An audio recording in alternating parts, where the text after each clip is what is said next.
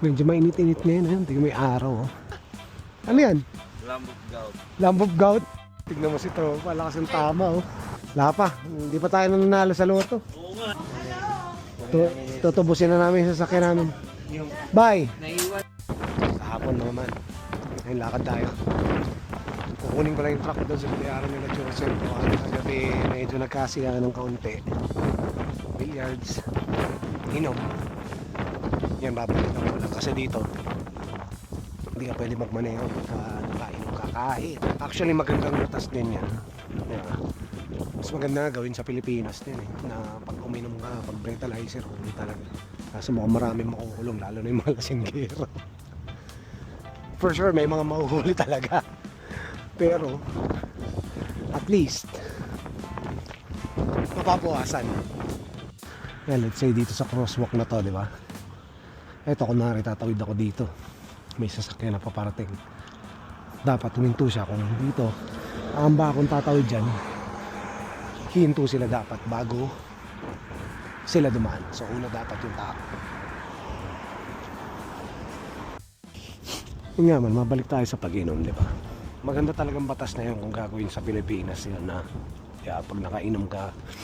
Actually, alam ko bawal naman talaga yun sa Pilipinas kaso matitigas lang talaga ulo yung mga kaibigan nating manginginom, eh.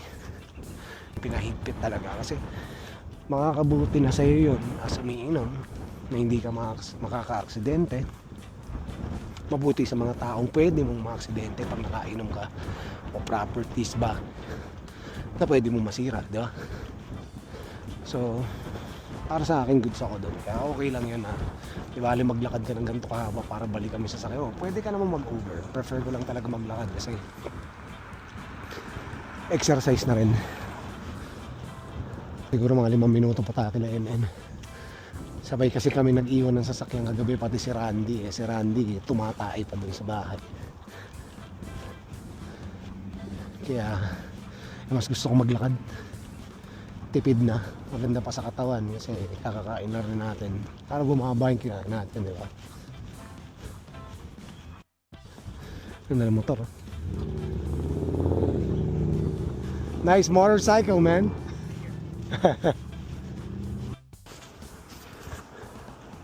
Medyo mainit-init ngayon, eh. Tingnan may araw, oh. Maaraw pero 16 degrees. Malamig lang dahil mahangin. Pero swabe, sakto lang. Nakapaglakad-lakad niya. Maganda rin pala may ganito kang salamin, oh. May kamahalan lang talaga pero at least, di ba, nakakakuha ka ng videos na hindi ka na umako ng camera. Di mo alam mapapakita yung sarili mo pero di ba, hassle free.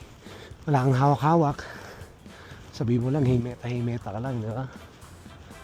Or pindutin mo lang ang press para sa video. Tapos dala ko yung case niya. Ito yung case, oh. Nilagay mo dyan, mag-charge siya automatic. Parang earphones. Yun, nag-enjoy lang ako kagabi. Kaya naparami, inom ko ng konti po siya. 5 bote ata ako. Hindi naman kasi ako malakas mag-inom, eh. Napasmoke pa kagabi. Naalala ko nung isang beses umiinom kami. Lasing ako, pinatagay lang ako sa gate ng subdivision namin ng mga barkada ko. Putya, naiwanan ko na yung sasakyan. Oh, yun. Tapos hinahanap ako ng airpods ko noon. Wi-Fi airpods ko noon. Nandun na ako sa owner ng kapitbahay namin, natutulog. Ganun tayo katindi nun. Pero ngayon wala na.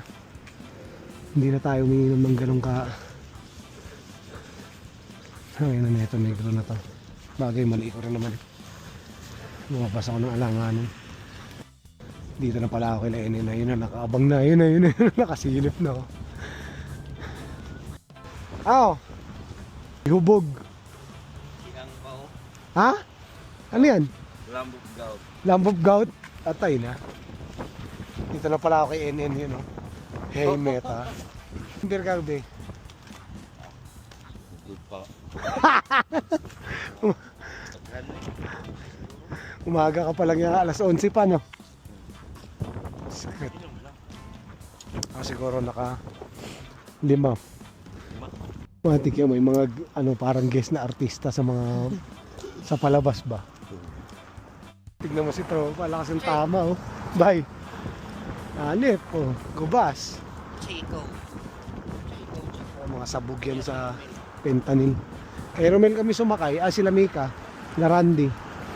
Tapos ako, og si Okang, ang Joseph. Nag-ana, lugar mo dito sa likod. Dili. Naghimo siya groom. Ibalay niya ang ubang mga gadgets, mga amps. Kapok na diya ko ano Ah, kusinahan. waman di ay. O, diri na lang. Tara. Dagan. Ang gout, patay. Dito yan yun. Nadiri ilang Naagya pong diri ba sa kayog bus si Vanessa diri yun. Diri siya. Gato siya trabaho. So, diri siya mo sakay bus. Nay glass o flight pipe mo. Pipe. Alim. Diri mo ako yung bus. Oo. Para siya nga mga dili. Dili man tutugo murag igit. Pagkaigit sa pantig eh. Labay na dito. Labay mo dayon. O, tanaw. Sunog sila diri o. Ako wala buwak ng glass. Natugnaw man. Sunog sila ba? Kaya para warm bitaw sila. Sunog-sunog na sila. Labayon. Dili.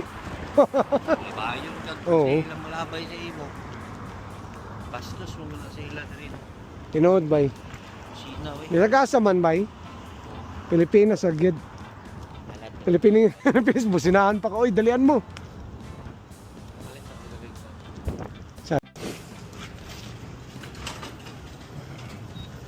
You know. Sa sir.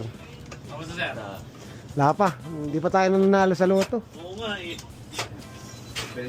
Kahit 1,000 pa, 20-20 lang ang panalo natin lagi. Di ba lang? Dapat pag magbisyo, sagarin mo na. Ubusin mo lang rin yung bagay. Pareho rin tama ng bay. Ha? Hindi, minsan nga mas nauuna pa yung hindi konti lang ni Yossi. Konti kasi nabibitin eh. Oo. Ingat po, ingat po. Salamat, sir. Basag, oh. Nanay taon siya si Ate Diggs. Ha? Ate Dig na. Ate Diggs. Tutubusin na namin yung sasakyan namin. Yung Bye. naiwan ko yung para sa taco ba? Ano? Lagay ko sa bulsa. Ilagay na lang. Oh, kuha na, uwi na. Yan na. Baon kagabi. Uwi ang Tupperware. Magagalit ang asawa pag walang Tupperware. Ha? Unsa? Balik ko na dali ba kay left touch. Oo nga eh. Ikaw,